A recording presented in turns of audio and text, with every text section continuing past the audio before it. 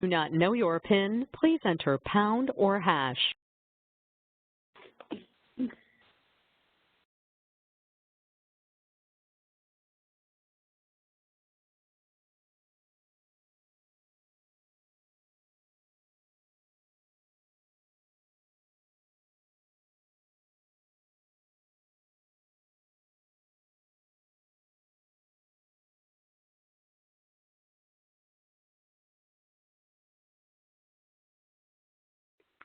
Good afternoon, everybody, and thank you for joining today's webinar, NSP Program Income Transfer and FAQs. My name is Sandy Patel, and I am with TDA, a technical assistance provider for HUD. I will be serving as your host today. I'm going to run through some technical instructions on how to ask questions and things like that before I hand it off to our wonderful presenters. Today's webinar audio is broadcasted through your computer speakers. You can use the dial-in number if you are unable to use the computer audio. If you choose to dial in, please mute your computer audio to avoid hearing an echo. A link to download today's presentation slides are posted in the WebEx chat box. Please close the email and all other programs on your computer and silence your cell phones and give your undivided attention to our presenters today. If you have any technical problems, you can email Ernie Hernandez at ehernandez@tdainc.org, or you can send a chat message to the host.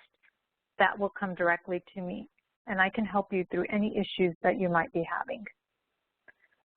All participants will be muted during the webinar. Questions can be asked in writing using the Q&A tool. You can ask written questions at any point during the presentation. The panelists will collect those and answer them when we stop for questions. To ask a written question, use the Q&A tool. It is located on the right-hand side of your WebEx screen. You can see a screenshot of what it looks like up on the screen. If you do not see it, click on the triangle and it will expand the box. Please ask questions to all panelists. Then just type your question in the box and click send. Again, those you can do at any point during the presentation. All questions will be answered verbally. We may not be able to get to all questions, but we will try to answer the common ones first. Please send additional unanswered and private questions to Jennifer Alpha at jalpha@tdainc.org. With that, I'm going to hand it off to Jennifer with TDA. Great, thank you, Sandy. Again, welcome to everyone to today's NSP webinar on Program Income Transfer Procedures and FAQs. As Sandy said, I'm Jennifer with TDA, and I'll be assisting with moderating today's session. We'll be taking questions at the end of today's webinar, so please feel free to type your questions into the Q&A box, and we will answer them as they come in. This session is being recorded, and an archive will be created on the HUD Resource Exchange website. The archive will include the audio-visual recording, a PDF of the presentation slides, and a written transcript. And as Sandy noted, if you are just joining us now, just to let you know, there is a PDF link available in the chat box where you can click on it and download the slides so that you have them to follow along with as we go through our presentation today. So today on our webinar, we've got a large group of folks at HUD that are going to walk us through the different pieces of the Program Income Transfer Procedures. We've got Jesse Hanforth-Combe, John Laswick, Ebony Madian, and Jerry Santana, Larry Reyes, I believe Tyler Bridges, and Pepeng Huang. With TDA, we have Dion Roberts, myself, and Ernie Hernandez, and Sandy Patel as well. And with that, I will turn it over to John to give a little introduction and tell us a little bit about what we'll be learning today. Hi, everybody. Thanks for showing up and listening to the next installment of how you get your program income from the NSP program into the CDBG program. today we'll be talking about some fairly specific procedures. We're still working these out a little bit, so you can download the slides as sort of interim instructions, and then we should have a complete set of instructions that we just got a couple little things we're trying to pin down, so that'll be coming out shortly. So yeah, this is going to be a fairly technical discussion, so if you have somebody in your office that really actually runs the numbers through DRGR or IDIS, you might want to see if they could get on the call as well, because they're going to probably get some value out of this. And yeah, so we were pleased last week with a good showing and good questions, and we have some FAQs at the end that we've prepared, but we'll have time for any of the questions that you might have. We have the ultimate authority here, Jesse Hanforth Combe, to keep us in line, and or to make up new rules. Or to make up new rules. So we should be able to handle just about anything you can throw at us. So, Jennifer, are you going to take it from here then?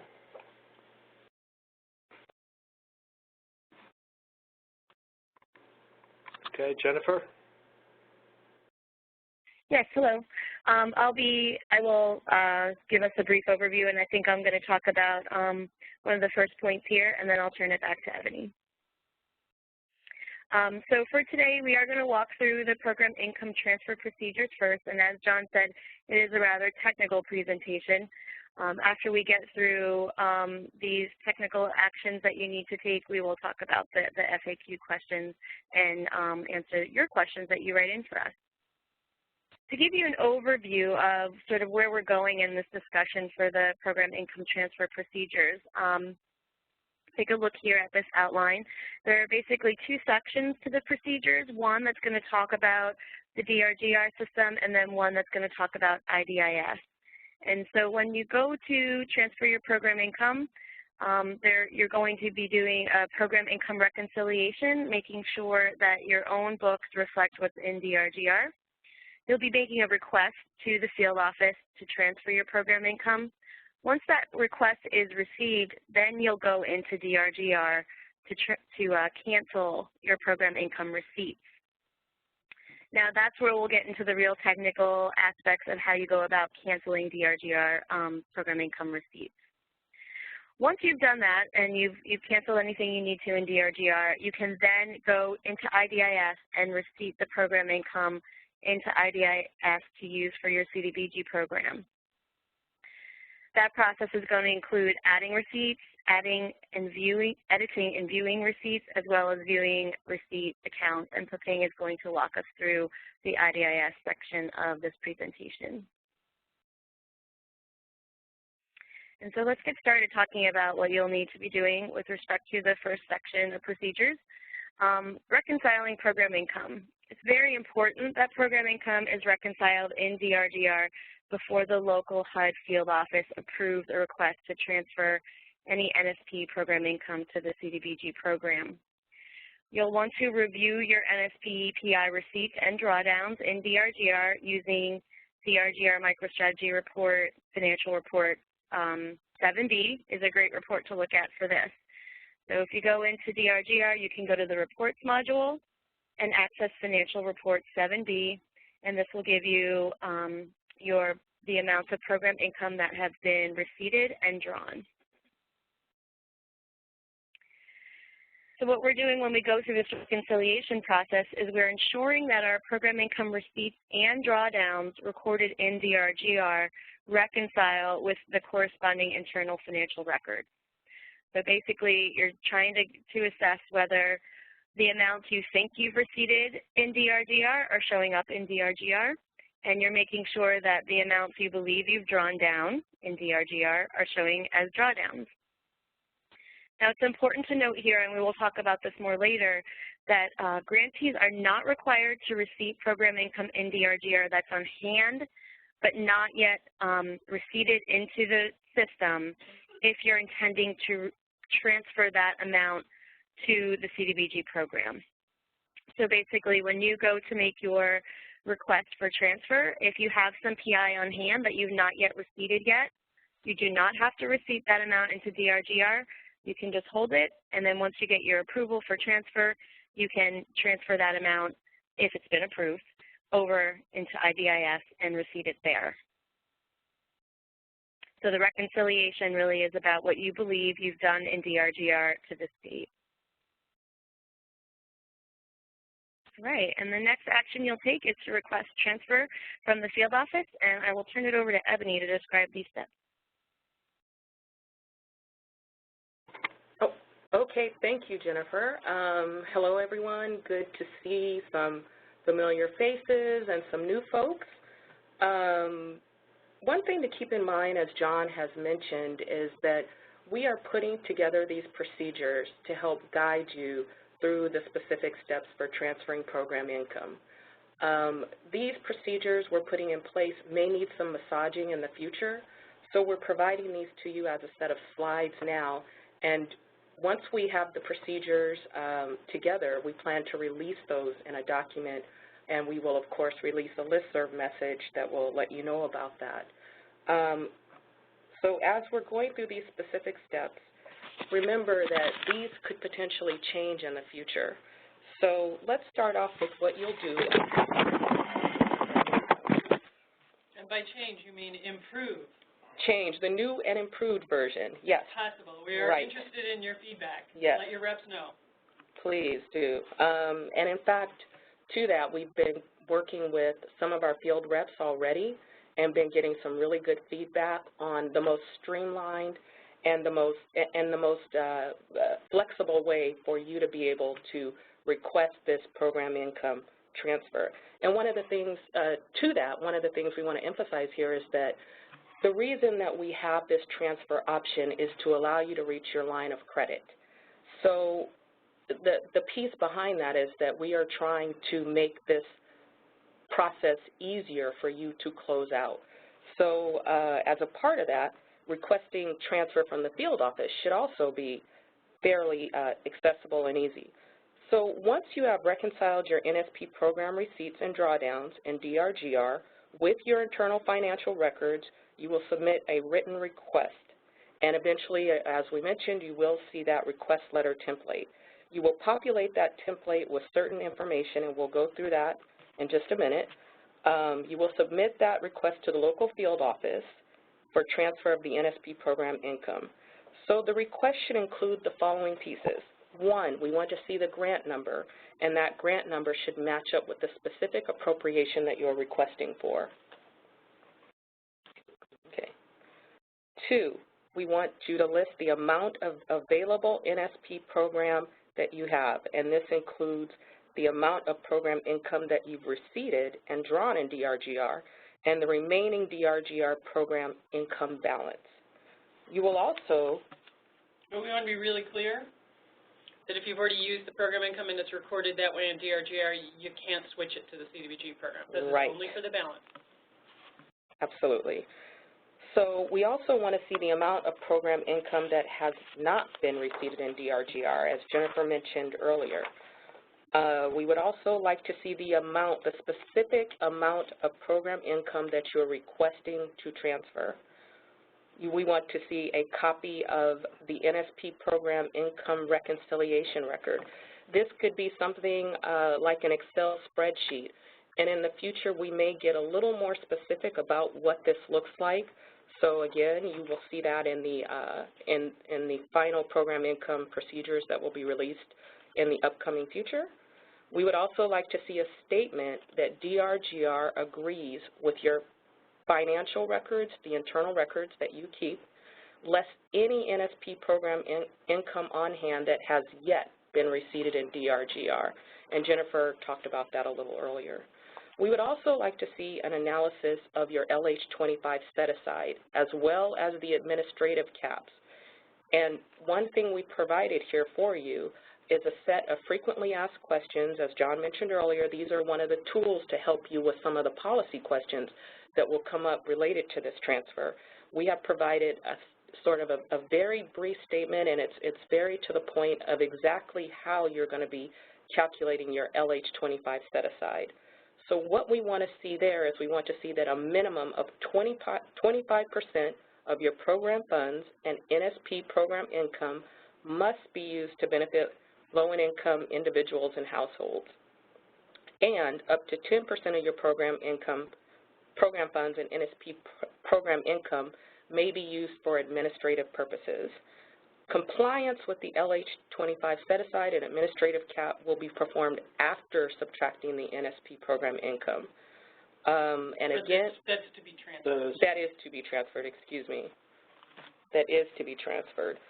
So again, we have a set of frequently asked questions that will guide you through this, fairly straightforward. And Jesse, if you want it, Jesse has helped lay that out. Yeah, we've been planning this a fairly long time, but it was just it's odd in a federal setting to try to transfer funds between two grant programs even when they're built on the same chassis. And so we've been paving new ground, as simple as it's starting to sound now, where you just on receipt it from DRGR, you know, do your reconciliation on receipt it and then receipt it in IDIS. That sounds simple enough, but there's a whole legal thing going on in the background that we had to unwind. So, but the important thing for everybody to remember is you're going to take away the program income, unused program income that you are proposing, and then calculate the caps on the remaining balance. What you've already spent or obligated. So the 25% set-aside is not going to apply to the money that goes over to the CDBG program. Right. And so we're, you know, the NSP funds, when we say NSP funds, we're actually literally meaning the ones that will stay NSP after the transfer. When we say CDBG, we're really talking about it reverts to actually CDBG after a transfer. And I just mentioned also that some folks have asked, well, do I get 10% of the NSP program income and then I move it as for general administration, and then when I move it over to CDBG, I get 20%? And the answer is, of course not. If you stay with NSP, you get 10% of that.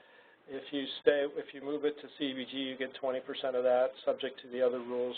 And right. So it enters the base for whichever program it's going to be in. That's why we're only talking about unused funds. It doesn't get double counted. Okay, so once you've populated that written, that template, the letter template with all of these elements, you will upload HUD's written approval. HUD will approve your request. HUD will either approve or follow up with you on why that request has not been approved. And here's one of the pieces where we may see some massaging, and we would love to hear from folks on how this might look. But we will be uploading HUD's written response approving the request to the administrative module in the action plan. And you should also document your current quarterly performance report. We are highly advising you to promptly complete the transfer of program income from DRGR to IDIS. So that's a little bit about what the process will look like. Again, we will provide this in further detail in the very near future, and please review the frequently asked questions. That will also help to provide some guidance on the specifics of the transfer. And so that covers the request to transfer from the field office. Jennifer? Great. Well, wonderful. So now you've submitted your request and you've gotten your approval, and so your next step is going to be to go into DRGR and actually transfer some of those program income receipts so that you can then receipt those amounts into IDIS. So this process is going to include a number of actions. The first is that we're going to determine the amount of program income receipts that must be canceled in DRGR. The second step, and this really just applies for folks that have established separate program income accounts, but you're going to check your program income account balances to establish which accounts have the balances and may need to have receipts canceled. The third step is to determine which program income receipts themselves specifically will be canceled, and then to cancel those program income receipts. And so we're going to walk through each of these items individually and show you some screenshots so you can get a sense of how this looks. And of course, we understand that you're probably going to need some refreshers on this, and so that's why you have the slides that you can look back on when you do finally get your approvals. And so the first step here is to determine the amount of program income receipts that must be canceled in DRGR. So the amount that you're going to cancel in DRGR actually depends on a number of things. It's going to depend on the amount approved by HUD for transfer. So you've requested a certain amount to transfer in your letter, and HUD's approved a certain amount for you. So that's going to be the first determining factor in what you're actually going to cancel in DRGR. So the amount HUD approved for transfer. The second determining factor is the amount of program income not yet receipted into DRGR, if any. As we mentioned before, if you have program income on hand that you have not receipted, that's going to be first up for transfers to IDIS. And then finally, you're going to be considering the program income balances in DRGR.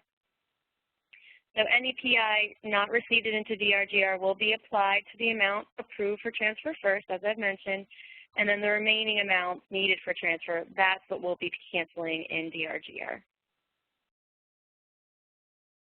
So this is sort of a few examples to help us think through what that's going to look like. So in each of these examples, the total program income approved for transfer is $100, and you can see that across the first top row there. But in each of the examples, we have a different amount of program income that has not yet been receipted into DRGR. So this is amounts that have come in, but we have the opportunity now to transfer the PI, and you haven't had the chance to receipt those amounts into DRGR, so they're still on hand, not receipted. In example A, there's $100 not receipted. And so if you're approved to transfer $100 and you have $100 not receipted, then all you're going to do is receipt that $100 directly into IDIS once you've gotten your approval. You won't need to cancel any receipts in DRGR, and so that's why we have 0 there for the amount of receipts that must be canceled. Looking at example B, in example B, we still have our approval for $100, but here we don't have any program income on hand that has not been receipted. We have all of our PI receipted into DRGR. And in this case, then we know that that full $100 needs to be canceled in DRGR before we can make that transfer into IDIS. And so what we're going to do is look at our financial reports, and we're going to determine how much program income receipts we've made to date, how much has actually been drawn. In this case, we have $400 receipted. We've drawn $300, which gives us a program income balance of $100. Well, we've been approved to transfer $100, so we know that the amount of program income receipts that will need to be canceled is the full $100, and then in DRGR, after we complete that transfer, we'll have a 0 balance for program income. Looking at example C, we're getting into a little bit trickier waters here, but in this example, we've got $100 approved for transfer again. The program income that we've not receipted into DRGR is $50. So we know that we then have to find $50 of program income receipts in DRGR to cancel. So that adds up to our total $100 that's been approved. In this example, again, you've got $400 in total receipts. This example shows us having $350 in drawdowns with a program income balance of $50. And if that were to be the case, we'd be canceling that full amount, and we'd have $0 left in program income balances in DRGR once we completed our transfers. And then in our final example, again, we have the $100 approved for transfer. In this case, we've got $70 that has not been receipted into DRGR, which tells us that we're going to need to cancel $30 in DRGR. So looking down then, again, we still have our $400 in receipts. In this example, we've got $350 in program income drawdowns. So we have a PI balance here of $50 from which we can cancel receipts.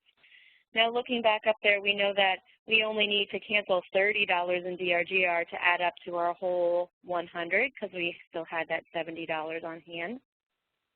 So if we went into DRGR, took our $50 balance, found receipts, and canceled $30 of those receipts, we would still have a $20 balance in program income remaining in DRGR once we completed our transfers. And so you can see from this chart that depending on what your PI balances are in DRGR and what you are going to be approved to transfer, that's going to help determine the exact amounts that actually need to be moved over to IDIS and then what you might still have remaining in DRGR at the end of all of this. And again, these are obviously very simple examples.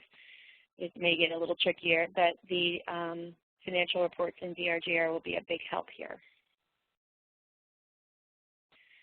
Okay, so on our last step, we determined the amounts that needed to be canceled in DRGR. The next step here really applies to folks that have created separate PI accounts. And so for many, many people, this will not apply. By default, every DRGR grantee has a general program income account where all DRGR activities are assigned. Some grantees may have elected to create a separate PI account or a revolving loan fund account to move one or more activities from this general account.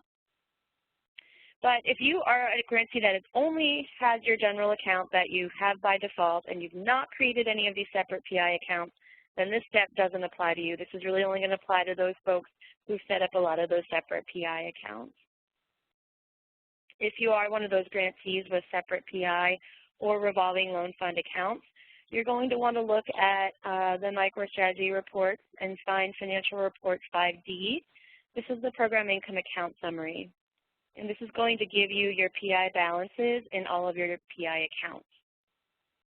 The last column of this report will show you each PI balance, and this indicates the maximum amount of receipts that can be canceled per program income account. So if you're in the situation where you have multiple program income accounts, this may be a place where you might want to talk with your field office or perhaps submit and ask a question if it gets a little bit confusing.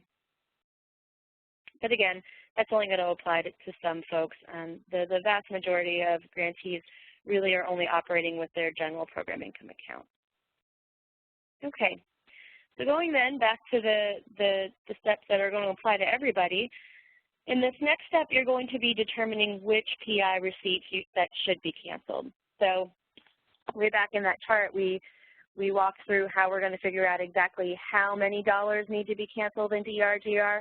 So here we're really looking at which of those receipts we're going to pull in order to cancel them so that we add up to that amount. Now remember that PI receipts and drawdowns are created at the activity level.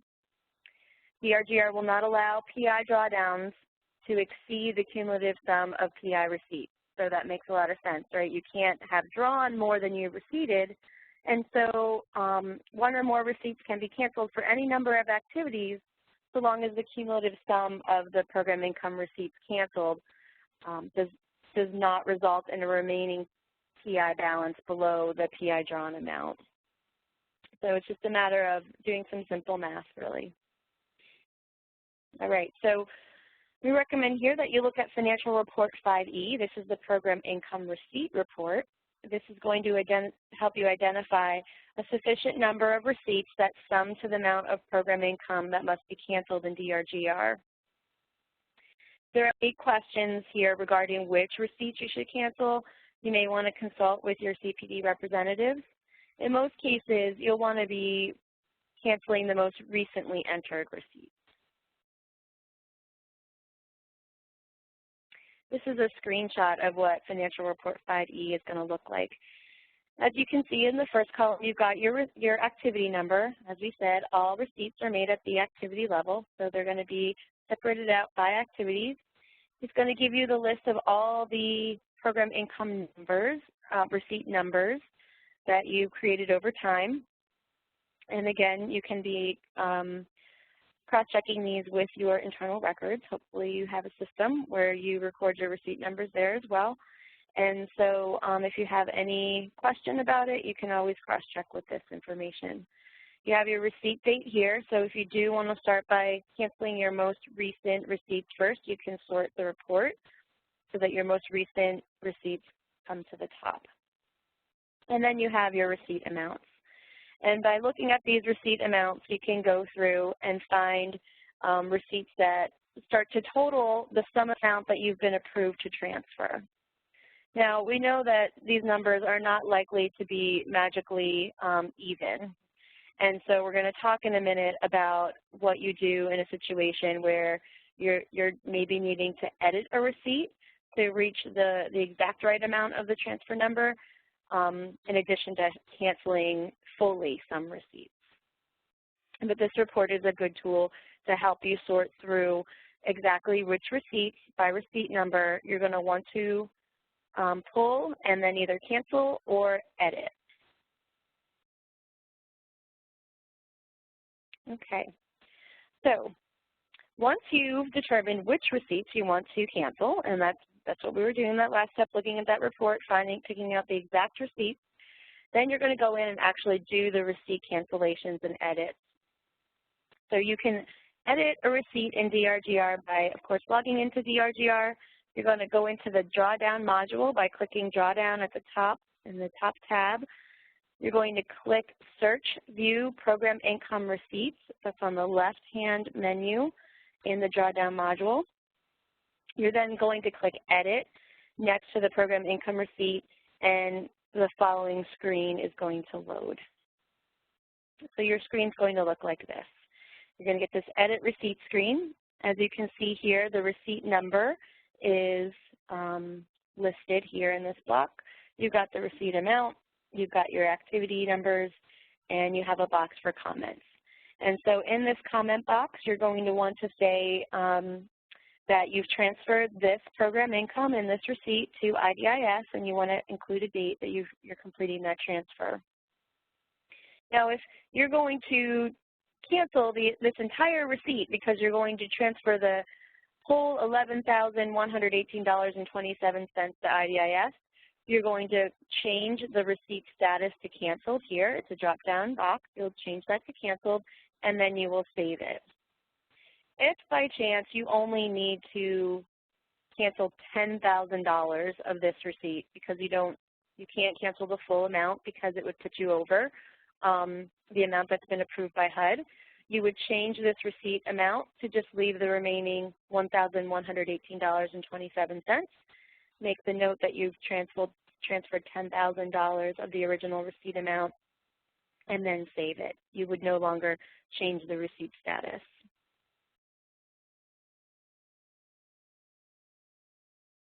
And so this screen here really just walks you through what I just talked you through, but I thought it was important to keep the screenshot up while we did that discussion.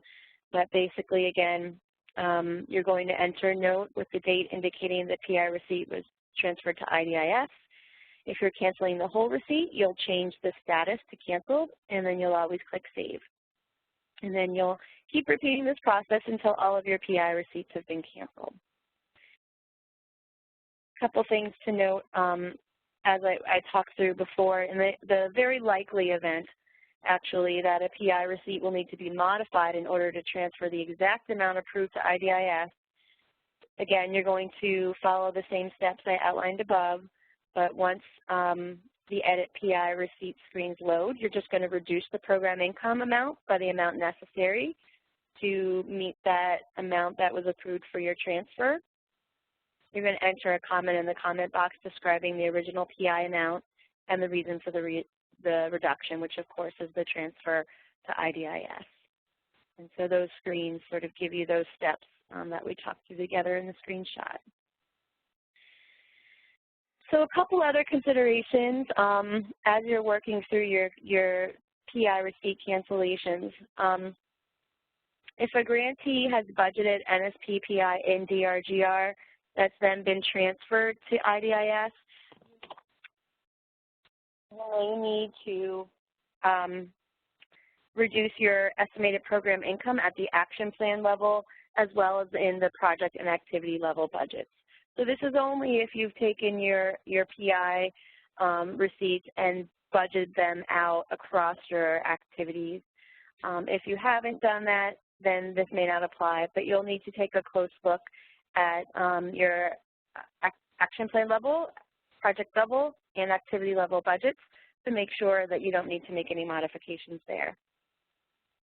You may also want to refer to the DRGR user manual at Section 4 for any additional information on making changes to your action plan budgets. And then finally, just a note that as you're working in MicroStrategies and you're making these cancellations and these edits to your PI receipts, just be mindful that MicroStrategy reports do not update automatically, they update overnight. And so any changes you make to PI receipts today will not show up until tomorrow. Okay, and with that, that's the process for walking through how you actually do the cancellations in DRGR once you've gotten your approved amount for transfer from HUD and you've determined the amounts that actually need to be canceled and those receipts that need to be canceled. So those are your procedure steps. So from here, your next step is really going to be taking those amounts and receipting them into IDIS. And I will turn it over to Peping so that she can walk us through the IDIS steps. Good afternoon. This is Peping Huang. Jennifer just explained what needs to be done in DRGR in order to cancel those NSP, PI, and transfer them into IDIS. So once you get approval from field office, you are ready to transfer those NSP program income into CDBG program income account. Of course, the first step, remember, is to deposit those NSP program income into local CDBG program income account. And remember, do not wire transfer those money to HUD or locks. So it will stay in your local CDBG program income account. So after you deposit these funds, and then you are ready to report them in IDIS. So once you enter those program income in IDIS, you have to remember those funds will become CDBG program income and will be used for the CDBG eligible activities, not NSP anymore, and must follow all the CDBG requirements.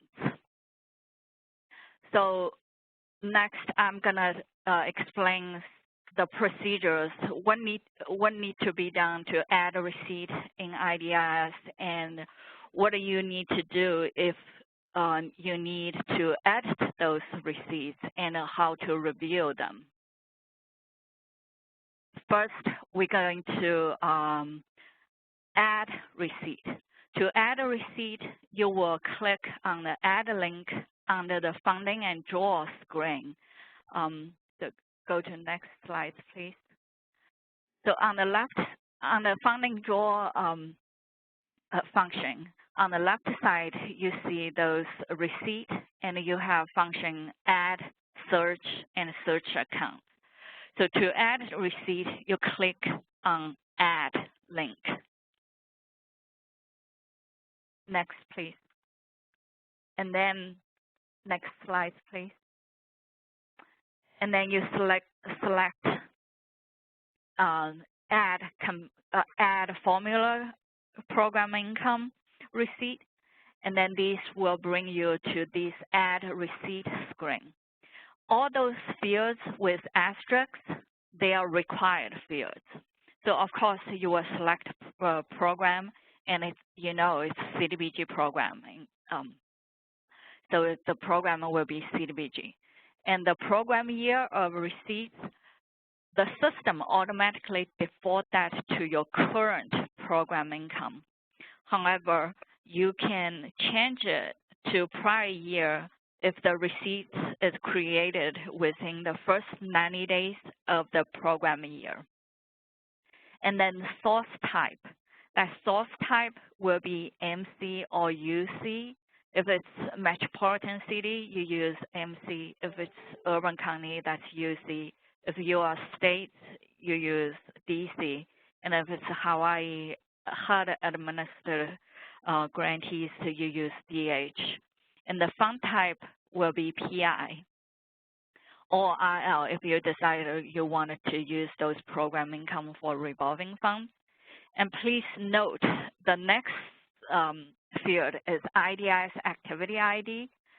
Normally, we use this field to identify the activities that generated program income. However, those NSP activities are not exist in IDIS. So we want you to use the General Depository Activity ID number 2. So, and then in the comments area, we want you to enter the NSP grant number that generate those program income and the NSP activity ID in those comments area. Next slide, please. So those emphasize the important field you need to know. And also, once you click Save, after you add those fields into IDIS, the system will generate a receipt number. It is good habit to write down those receipt number, or you can print out the screen, because next time when you're trying to search receipt, those receipt number will help you search those existing receipts. Next slide, please. So if you need to review those receipts or edit those receipts, first you have to search those receipts to retrieve it. So you click on the receipt search link we saw on the first screen. You have add, search, and search account. So you click the second link, which is search link on the funding draw screen to access the search receipt screen. And then you enter the search criteria as you wish to retrieve those receipts. Next slide, please. So on this screen, this is the search receipt screen. The required fields are really only 2, which is the receipt created for. That's the grantee name, which is probably you're the city, you enter the city, and then the state field. And then the fund type, you can identify the fund type, which is PI or RL or SF for the states, but you don't have to. If you don't select any fund type, the system will list all the program income receipts for you. But if you enter receipt number, the system will directly bring you to that receipt. So it makes things easier. Next slide, please. So if you don't specify the fund type or receipt number, and then the system will list all the program income receipts you reported in IDIS. So normally those search results is sorted by receipt number descending.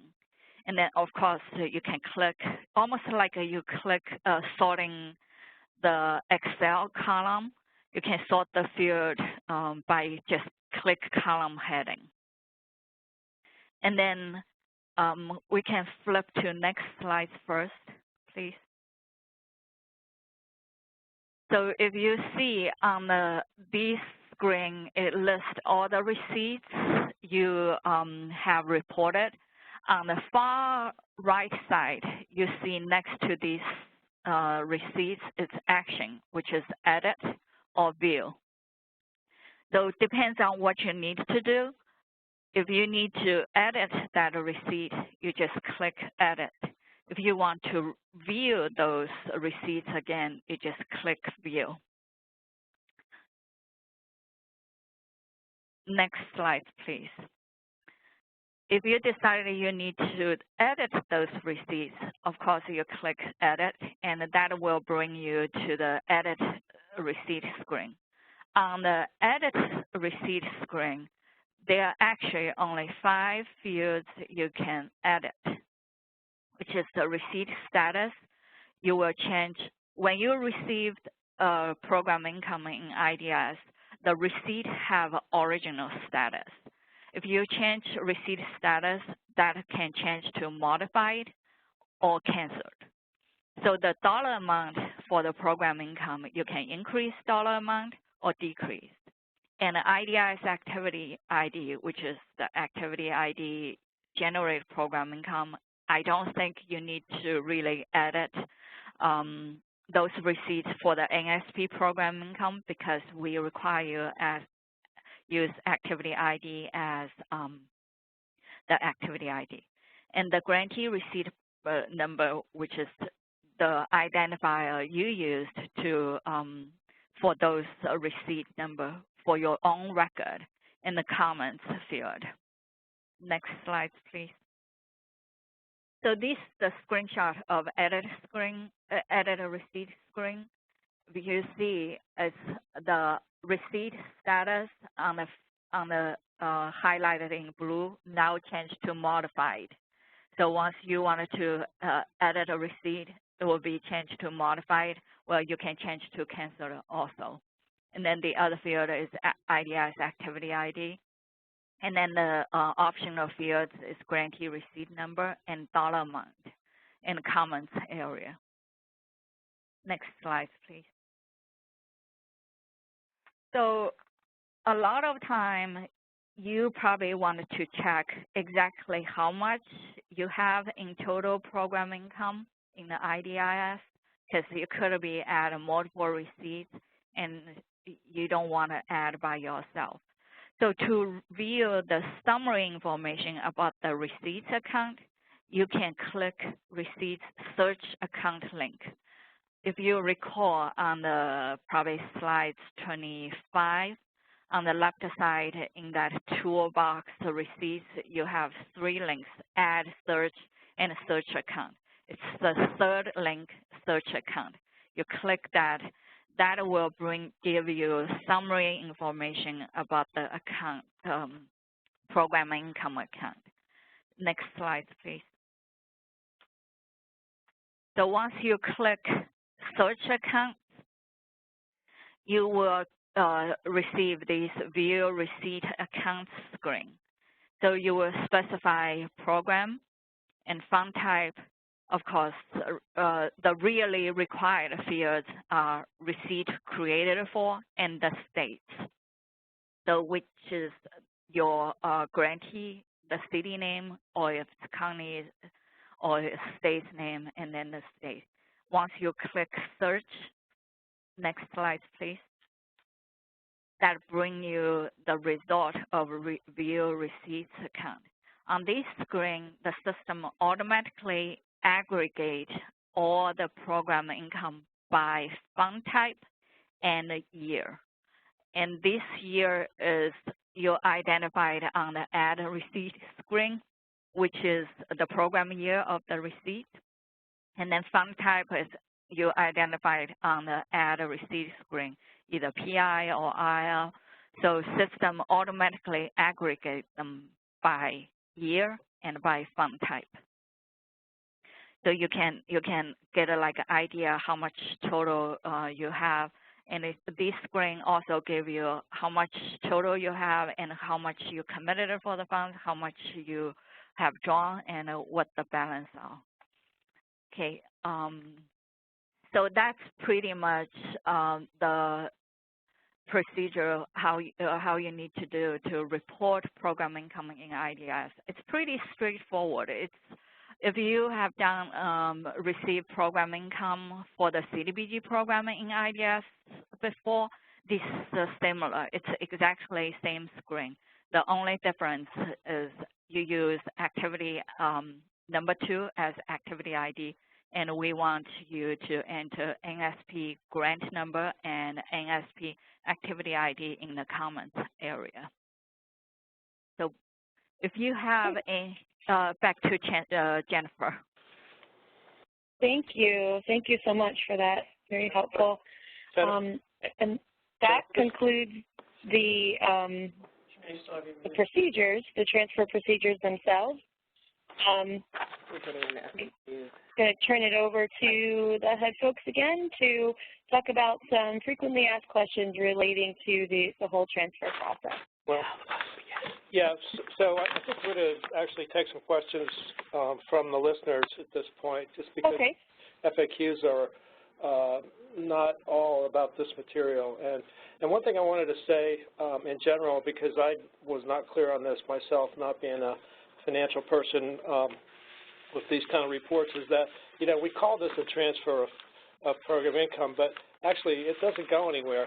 It stays in your local account, and all you're doing is changing the accounting to show that that money is now CDBG program income, not NSP program income. You may even have the same account for all your program income, and so it doesn't, you know, nothing's happening. But you may end up having to transfer it, as the slide said, from NSP program income to CDBG, but nothing's really moving. So this is all just you know, the way that you account for these changes. So, yeah, so maybe we should have the procedures for the write in the questions again. Oh, sure. Yeah. Sandy, can you walk people through how to ask questions? Sure.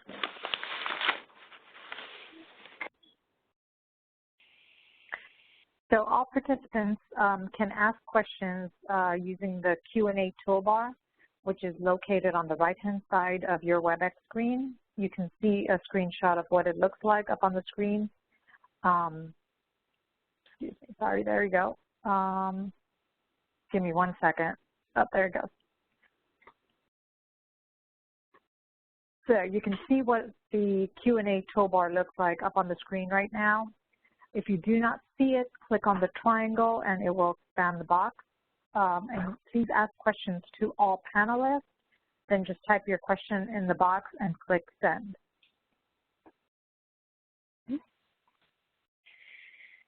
Great. And some of the questions I see here ask us about whether we have, whether you can access the slides, and you can in fact access the slides for today's presentation in the chat box, which is in the top portion there. There's a link. You may have to scroll up a bit to access the link, but there's a link. And if you click on that link, you'll be able to download the PDF slides from for today's presentation. Okay, so we'll take some questions here now on the actual transfer procedures. We have questions coming in that are general policy questions as well as procedural questions, and so I'm going to save the policy questions until we're through the FAQ. So if you've asked some of those, just hang tight.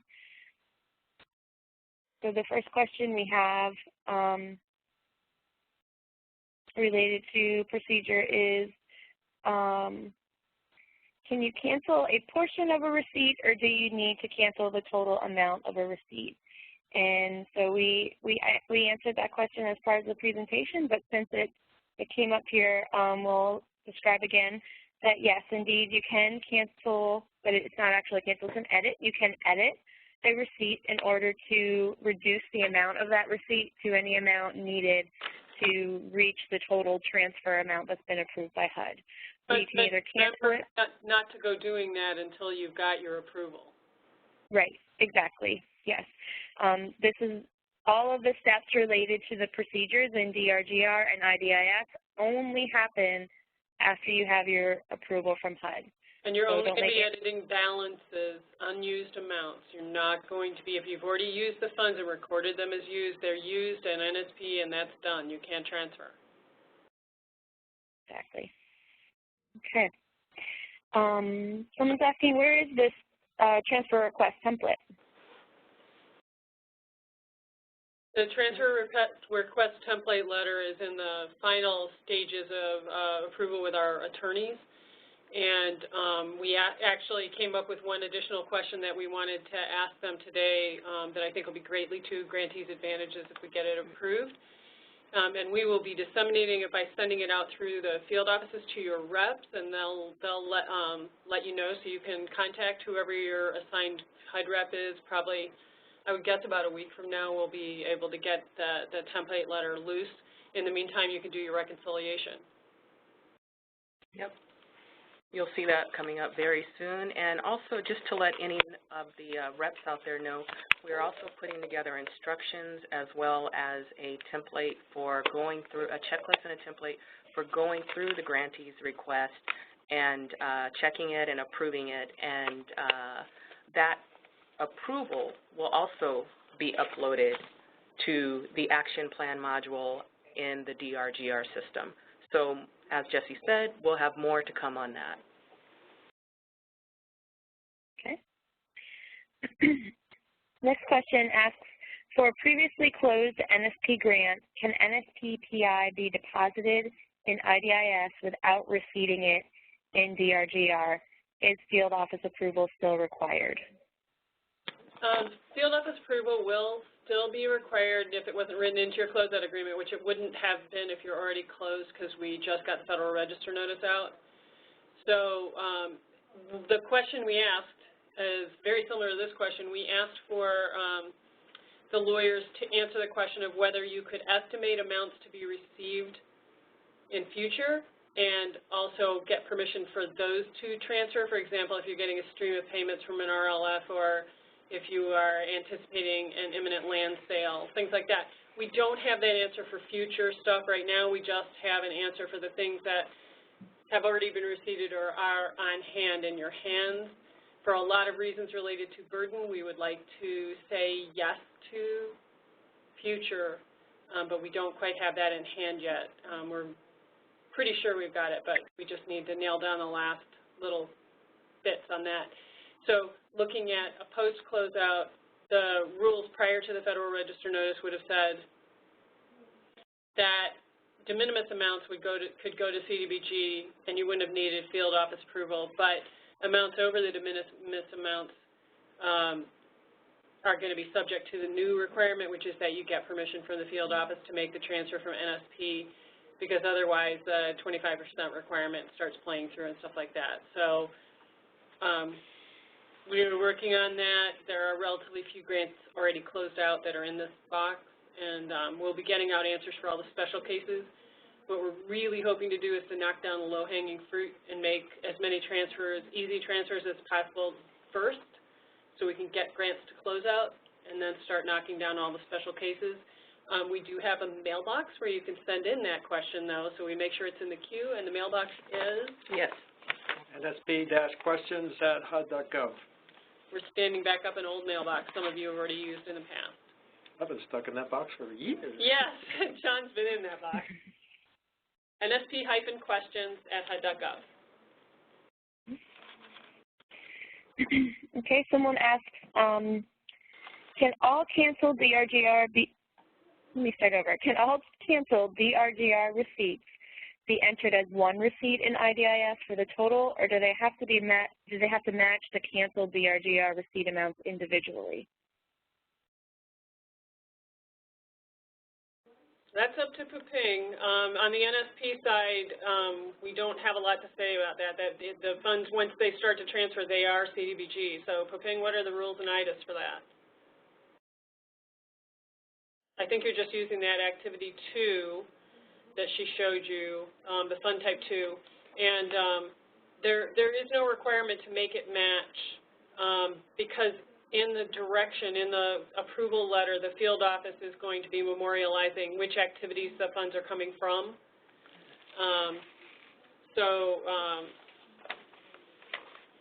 We in IDIS for initial receipt, we wanted to use activity ID 2. Right. So in the end, it will be easier to track those, to identify those NSP program incomes. Right, and it's a workaround because there's quite a few NSP activities that are partially or completely ineligible for CDBG. Right. And we didn't want to tangle with the matrix codes too much. Right. Yeah. Okay. Next question. Is it correct that we can receipt to CDBG, RL, or SF in addition to PI? If you decided you wanted to use those program income as revolving funds to fund like revolving funded activities, yes, you can receive them as RL or for the state's SF if it's applicable. Okay. In limited circumstances, the big limitation is if you're moving a revolving fund from NSP to CDBG and you're changing the beneficiaries, you need to have a chat with your field rep about whether that's going to need an amendment, a substantial amendment to your CDBG action plan. Remember, NSP is also a substantial amendment to your CDBG action plan. So, and that'll just be the standard rules applying. A change of beneficiaries could happen if you go from NSP to CDBG if you were serving the 80 to 120% and you can't in CDBG. There's going to be a flow chart coming for the revolving funds because they're one of our known special cases. Mm-hmm. But our attorneys have advised that you don't have to amend the NSP action plan. You know, it's because the money's leaving there. We're really worried about what happens where it goes next over to CDBG. So you won't need to amend NSP. Just in many cases, I think you're going to have to end up making an amendment to your block grant action plan. Okay. Who is supposed to do the IDIS receipt, the grantee or the sub-grantee? You repeat that, please? Yeah, it depends. If normally it's grantee, but if you prefer your sub-grantee to receive them in IDIS, of course you have to let your sub-grantee have access to IDIS to receive them, but it's still received on the grantee's name. Mm-hmm. Okay. Next question. When a receipt is canceled in DRGR, is there a negative entry or does the PI just disappear? I believe it's going to just disappear.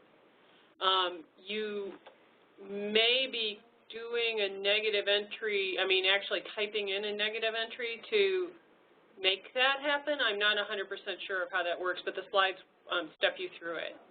I assume what happens in the report is it just disappears when you pull the MicroStrategy report the next day.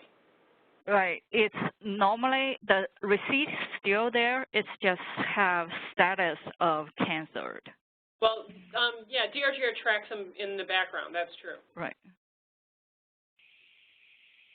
Okay. If you're pulling the report, it's not going to show a negative. It'll just show a changed balance. Right. All right.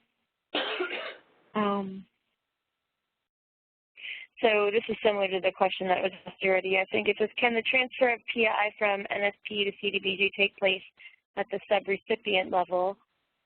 That is, the subrecipient has retained the PI and will use the PI for an eligible CDBG purpose. I recall this was discussed for states, but maybe not for local grantees. Policy-wise, I can answer that. I think Poping's already really answered it for the CDBG program. It's on the grantee's line in IDIS. There's two ways to answer this question. One is in some cases we have subrecipients who are entitlement. If the entitlement keeps the funds, then that's one of your special cases. You want to contact us. It'll probably take both of the grantee and the subrecipient writing to the field office or working with the field office to make sure that the funds end up with the right CDBG grantee. But it is possible if you have a sub who is an entitlement to let them retain the funds and transfer them into their CDBG program. If you have a nonprofit sub who's not a governmental entity and you want them to switch from doing NSP stuff to doing CDBG stuff, we can give you permission to do that. The grantee will still be receiving it into to IDIS so it can be tracked with the CDBG program in whatever the appropriate way is to do that. And that I leave to the CDBG program. The problem is going to be all the subclauses in your subrecipient agreement. They're not identical for NSP and CDBG. So again, work with your field rep and make sure you have the right protections in place and the right affordability requirements. In most cases, NSP goes beyond CDBG in its requirements, but not everywhere. They're not a perfect match. Okay, thank you. Next question is, if the amount transferred to CDBG is less than $25,000, is it still considered PI?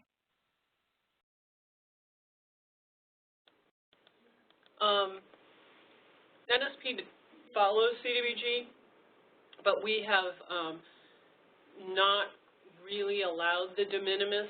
We've been accounting for every single dollar in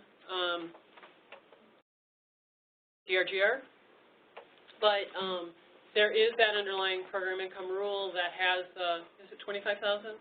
Yeah, it's 25,000. So this is pre-closeout. We're answering this question pre-closeout.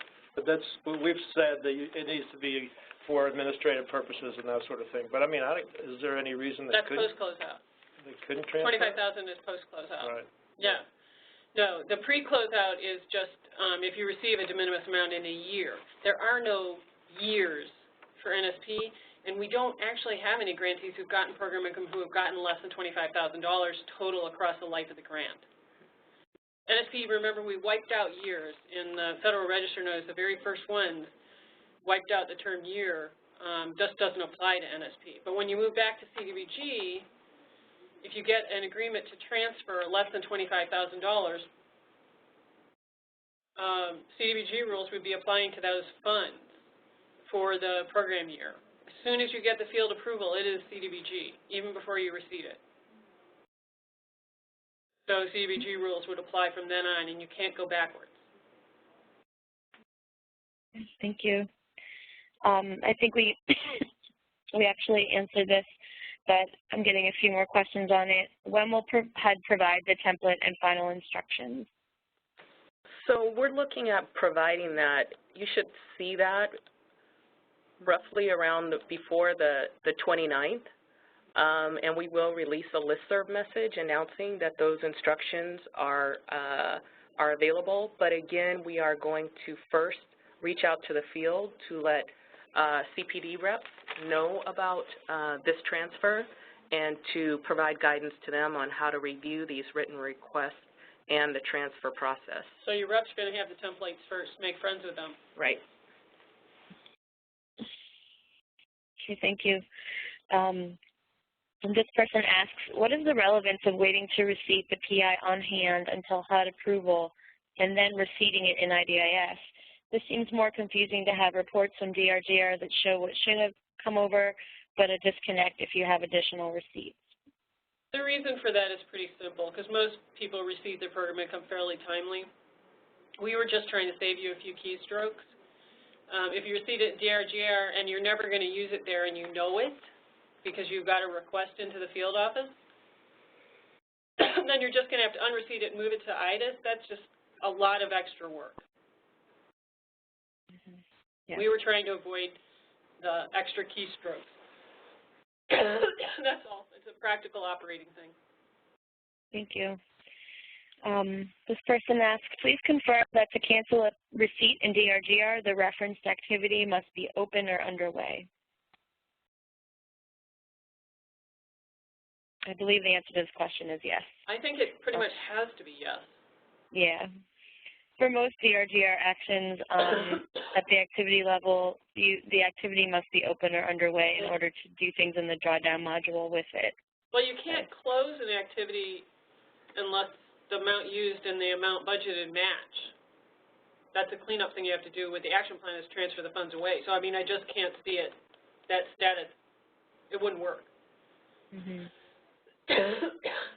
Yes, thank you. And I think we also talked about this, but I have a couple questions here. Will the template address future anticipated PI, such as loan payments, so we don't have to repeatedly request transfers? From your mouth to God's ears, we are trying to do that. Have not got final, that's what's holding the template up. We haven't got final okay yet from council, but that is what we have asked the lawyers, that exact question. Okay, great. And someone asks, after successfully transferring PI to CDBG, are there going to be any steps in place for what to do with the remaining grant funds in order to close out our NSP grant?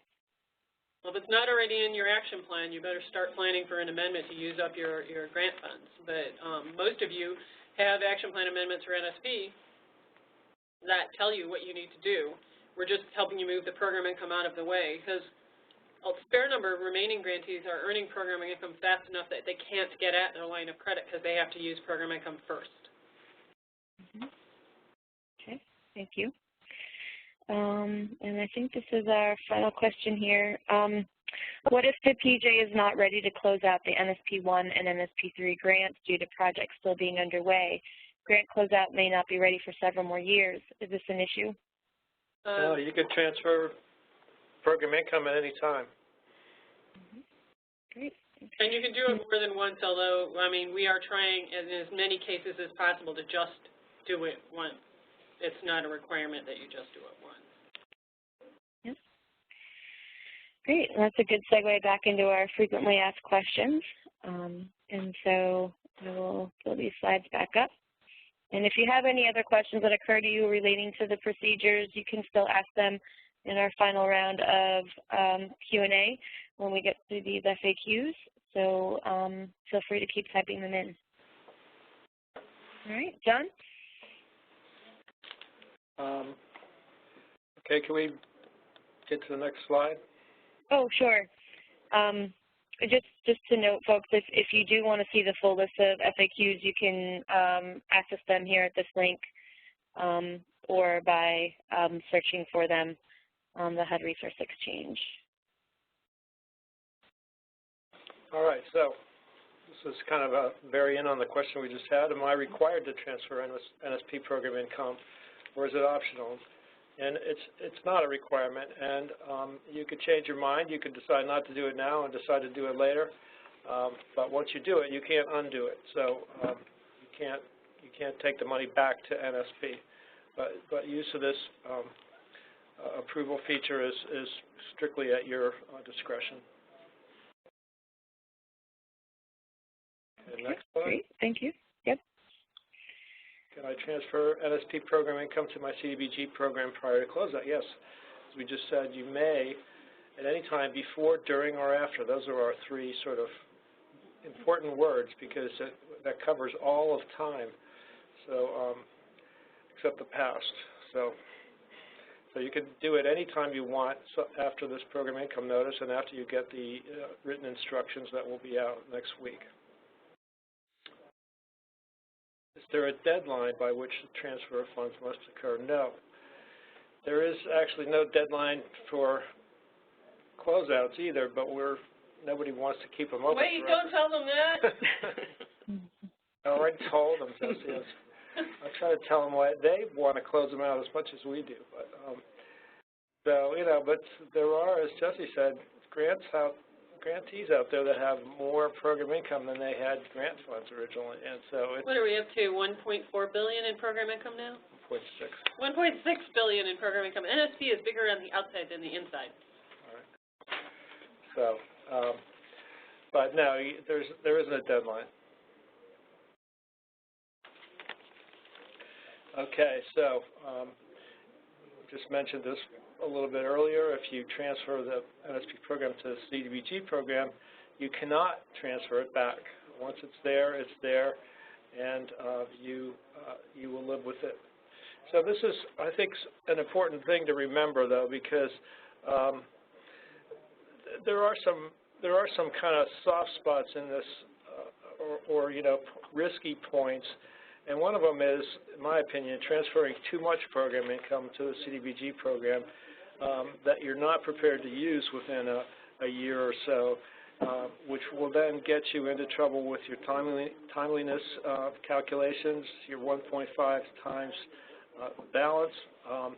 And, we will work with you probably the first year of that, but we can't hold off forever in ensuring that the funds are moving. So you might want to think hard about, since you can't transfer it back, you might think, well, maybe we'll just transfer what we're sure we can use in the next 6 months and then come back for another request.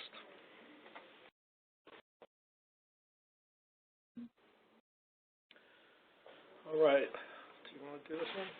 benefits Sure. and disadvantages of transferring NSP/PI? Sure. So we mentioned this a little earlier, but one of the benefits of transferring your program income is that you'll be able to access your line of credit funds. So here, and Jesse mentioned this, what we want to do is we want to help you to move towards closeout. So you can reach those line of credit funds faster. You can also work on some CDBG eligible projects that may need funding. And if you're a community out there and you don't have sufficient amount of NSP properties, again, this transfer tool is designed to help you.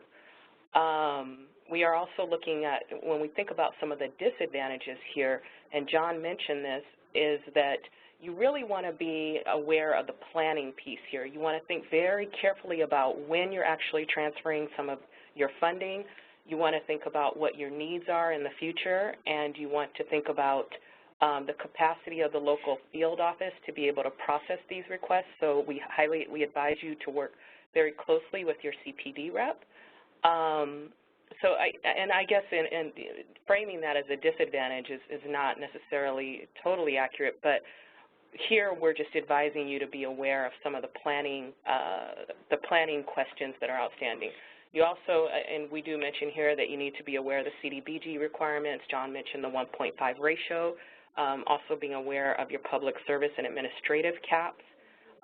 We are planning on thinking a little bit more in the future about how to help you think about planning on making these transfers. Yeah, and we know that you want to close your grants out for the most part, and you can do that once you've spent your line of credit funds. You can have program income on hand. You can have NSP program, a local NSP program that goes on for quite a few years after it's closed. And so, if you like the flexibility that you have, and being able to reach a higher income group, for example, to sort of get mixed income neighborhoods, you might want to keep it, and that's perfectly legitimate.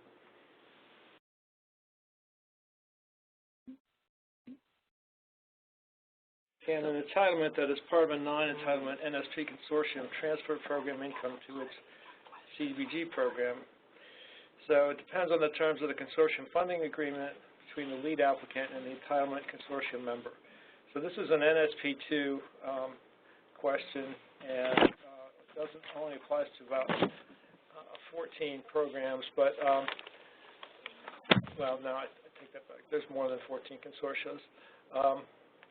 So in many cases, the consortium agreement will allow the members or subrecipients, if you will, to retain their program income. And as long as that hasn't changed, and if you are an entitlement, we think you can transfer it. So that shouldn't be a problem, but you really need to look at what your agreement says. And we'll talk to the field office. There's an analogous thing that's going to happen where a state gave an entitlement NSP money. It's going to be very, very similar to what happens if a consortium lead entity is a nonprofit and gave an entitlement member grant funds. And it'll depend on the terms of the consortium funding agreement. It may involve some amendments to those agreements if we're forced to. We're going to try to do it in an easier way. Okay, next question. So my organization is a grantee with subrecipients that are allowed to retain the program income they earn. How do I handle their program income under the transfer procedures? Well, if they're allowed to retain their program income, then you don't handle the program income under the transfer procedures. It stays with the subrecipients. If they don't want it, or if you want to change that agreement, and you can give both signatures on it, you could change. But as it stands, it's their money, and they get to keep it. And it's going to be subject to NSP requirements until you get out to, post-closeout and the agreements end. It'll follow the subrecipient regs. Okay. Will HUD approval be needed each time NSP program income is received in IDIS, or will one approval cover all future transfers?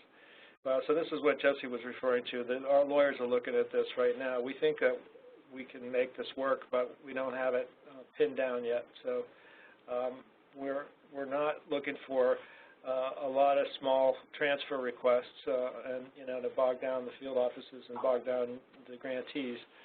But right now, we still need a little. Yeah, and it'll help. I mean, what we are answering in this FAQ is that you can make the request. But we are going, I mean, we're going to tell you that those are not going to be the fastest ones to do. We don't know what the case population is out there of these, what the special cases will be. Are you talking about the sale of a property next year? Are you talking about a stream of money from a revolving fund? And we need to just make sure that we do this in a way that's legal and that covers the simplest path through. So if you go ahead and make the request or start talking to your field offices about it, then we can start, you know, honing in on what the easiest way forward is. Okay, next, please.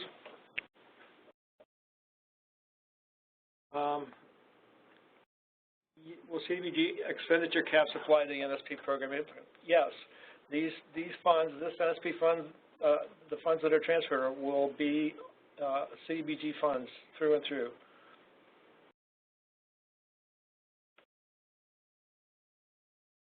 So, you're changing hats.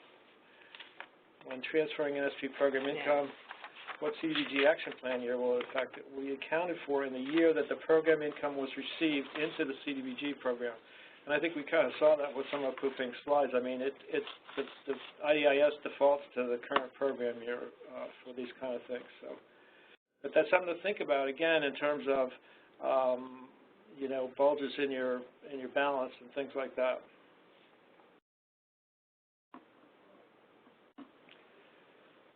Will HUD waive or extend deadlines for meeting the CDBG 1.5 ratio? No, we can't waive or extend those deadlines because they're legislative, but we can look at the circumstances and try to understand what's going on and ensure that you are, in fact, able to move those funds.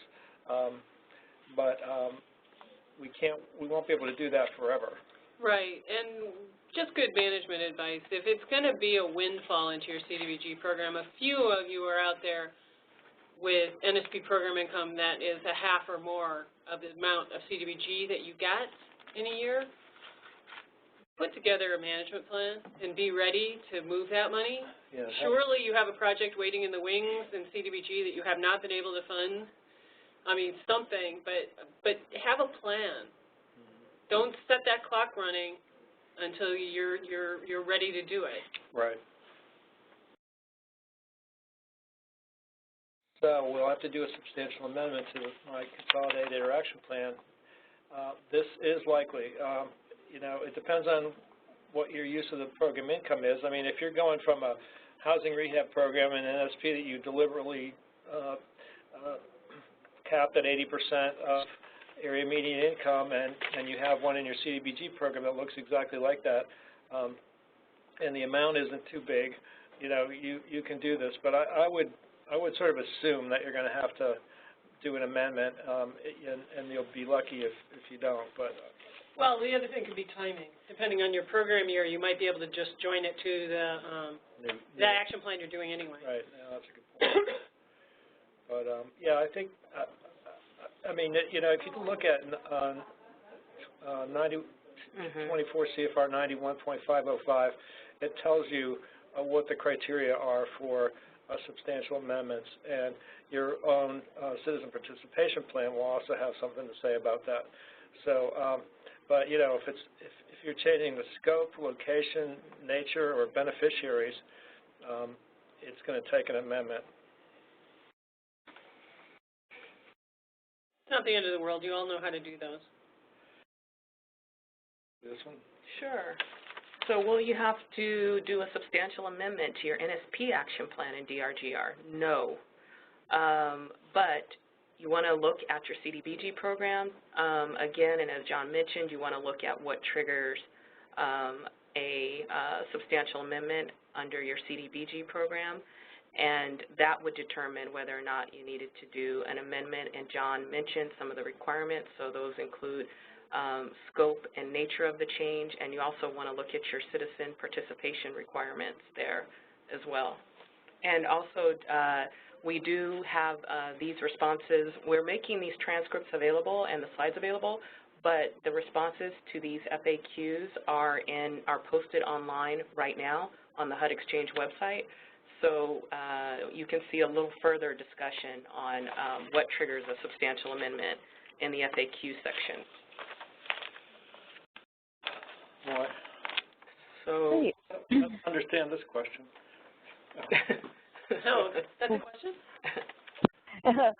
Yes, that's the end of our that's the end of our FAQs that we're going to present today. As Ebony mentioned, they are available on the HUD Resource Exchange. Back at the beginning of this FAQ section, we had the link directly to the FAQs themselves if you want to go directly to it.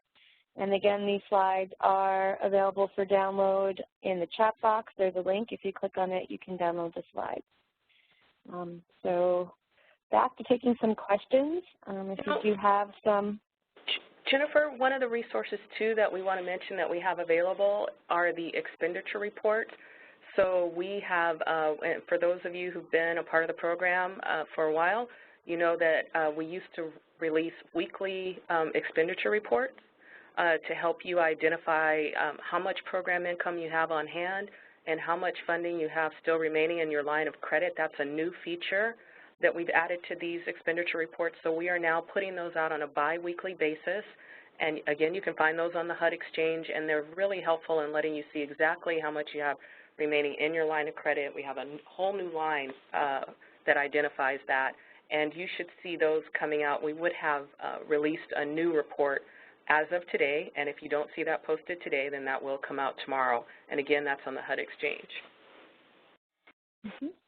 If you notice something strange about your data, let us know, though, because we were just looking at some of the figures for a different question and came up with some balances of unexpended balances that didn't seem correct. So if you notice that, please let us know.